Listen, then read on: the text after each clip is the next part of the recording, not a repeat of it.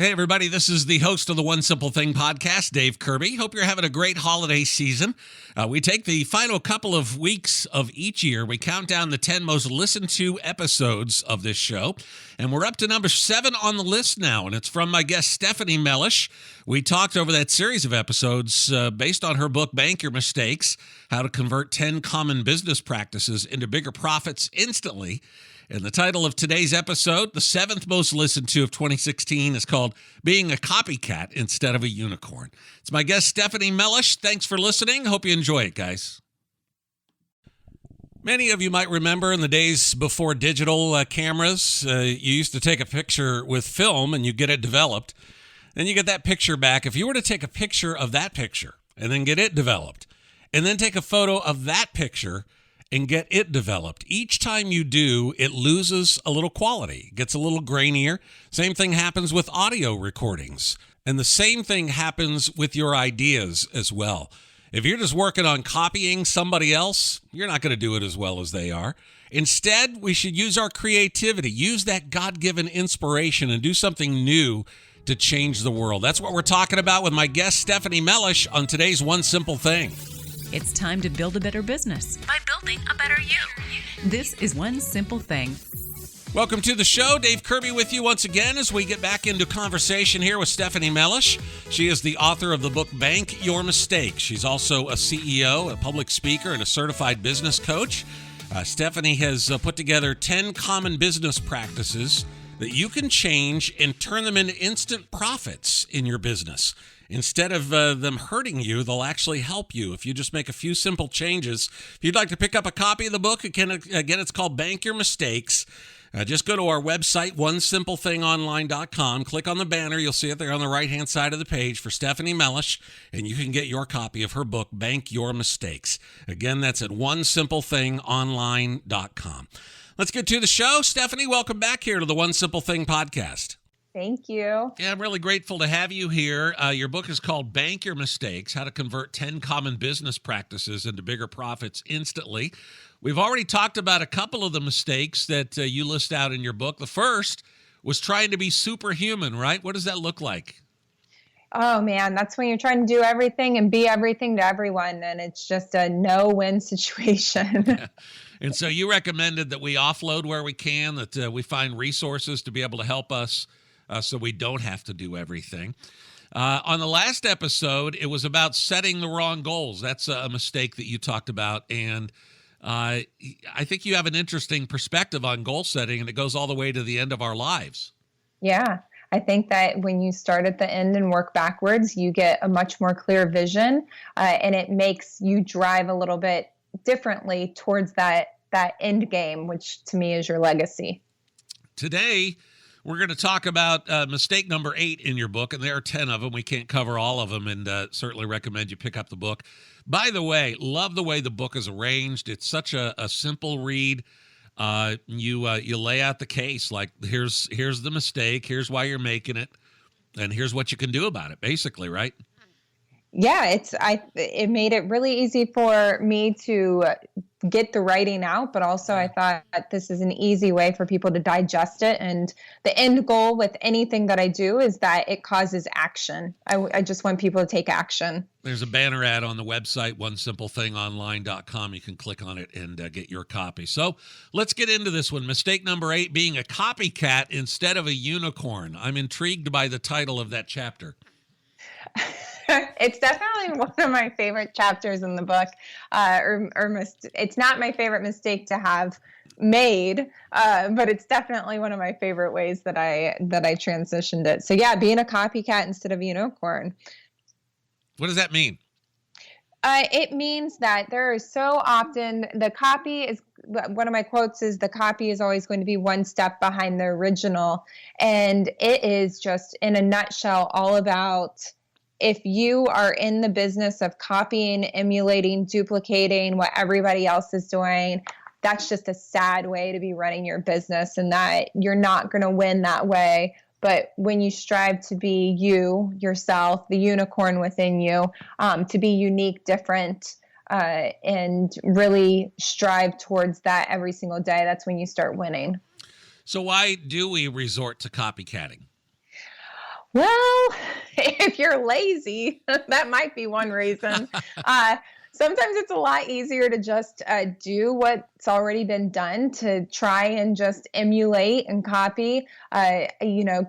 Kids are really good at that. They see what's being done and they go and they copy, and that's great. They're learning that way. But a lot of times it's because you're copying things because you don't believe in yourself. You don't believe that you have originality. You are scared that people aren't going to like you. Unfortunately, there's so many people want to please everybody else. And so they think if they're themselves, if they're authentic, then people aren't going to like them. And they think that's the worst thing on earth. I totally do not align with that way of thinking. I'm actually sometimes, I find it a compliment sometimes if people, not that I like people to like me, don't get me wrong, but it's okay if they don't. I have mutual respect for them if they say, hey, you're not really my cup of tea, and I go, that's fine, I drink coffee. So well, to echo your point, I think a lot of us look at innovation or starting something new, and we look at Elon Musk or the late Steve Jobs or whatever, and go, well, those are the guys, the ones that innovate. I'm not an innovator like that. But we fail to recognize our own creative genius that resides in all of us. Yes, and I think creativity has gotten such a negative connotation over the years. People think, oh, I'm not creative, I don't have that in me. And my definition of creativity is just seeing an opportunity for more than it appears to be.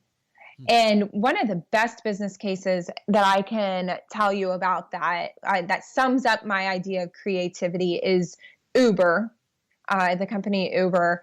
They saw an opportunity. They saw something that just seems so simple as an opportunity. It was just slightly different than how it was being done, to go from how people were transporting. You can look at the taxi system, and putting in a system where they made it seamlessly easy. The drivers can use their own cars. It makes it really easy for the passengers with the app to get into the cars. I literally just came back from London yesterday, and I used Uber the entire time I was in London. Yeah. And it's global, and it is a $60 billion company that their creativity was just seeing an opportunity for more than it appeared to be. They just slightly shifted an industry. Yeah. So now when we talk about copying, there's copying word for word, right? And then there's also kind of this idea of seeing a particular industry or a particular business or a concept and saying, well, I can do that better, or I see this hole in that system and I can improve on it and make it better. That's still innovating, isn't it? Yes, and I don't feel like that's copying. Copying is truly when you are just trying to keep up with the person in front of you.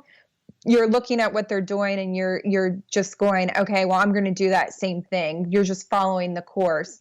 When you decide to be innovative or do it differently, do it in your own way, that's when the magic happens. And that's what I'm talking about being unicorns. It's embracing that you may be in an industry that has tons of, if you want to think of it as competition, but competition out there, people doing the same things as you, but nobody is you. So they're not, there is something in you that can make you uniquely different. And that's what I'm wanting people to bust out and embrace. Is it's not about copying. It's not about being status quo. It's not doing what everybody else is doing. Those are the people who fall to the bottom.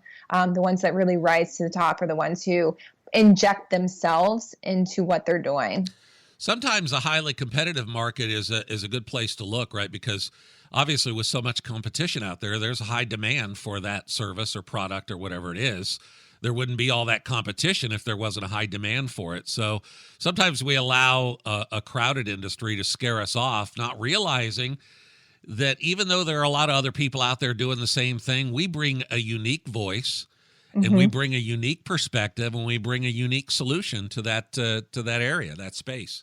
Right. I mean, imagine you if you said, well, like you're not copying anybody else's podcast. You're doing your own thing. You're paving your own path. But yes, definitely there's tons of shows out there. There's lots of people podcasting right now and recording things, but it's doing it your way.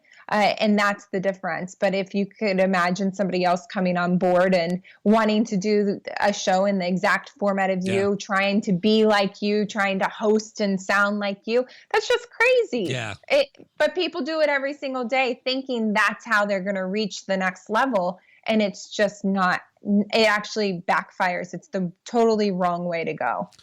So what can we do then to start being a unicorn instead of a copycat?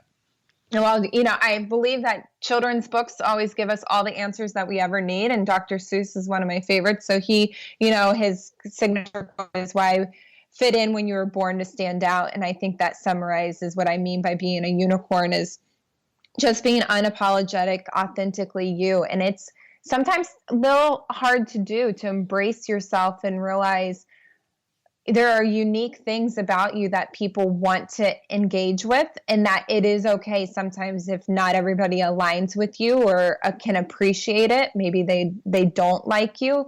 I think a lot of it comes from maturity.